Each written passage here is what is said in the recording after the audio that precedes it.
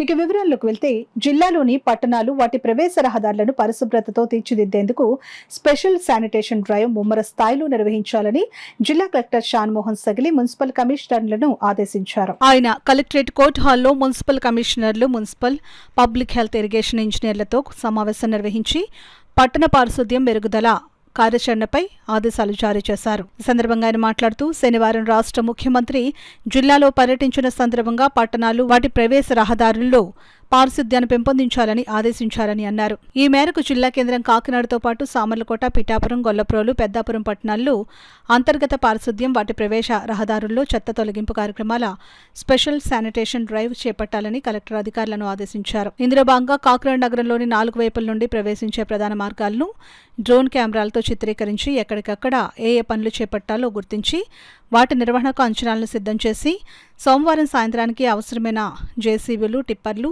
Sweeping మిషన్లు, ఇతర యంత్రాలను ఏర్పాటు చేసుకోవాలని ఆదేశించారు. తొలగించిన చెత్తను తరలించేందుకు స్థానికంగా డంపింగ్ యార్డులను ఏర్పాటు చేయాలని అన్నారు. పనుల నిర్వహణకు పూర్వస్థితిని, పనులు పూర్తి చేశాక రూపుదిద్దుకున్న స్థితిని డ్రోన్ కెమెరాలతో చిత్రీకరించాలని సూచించారు.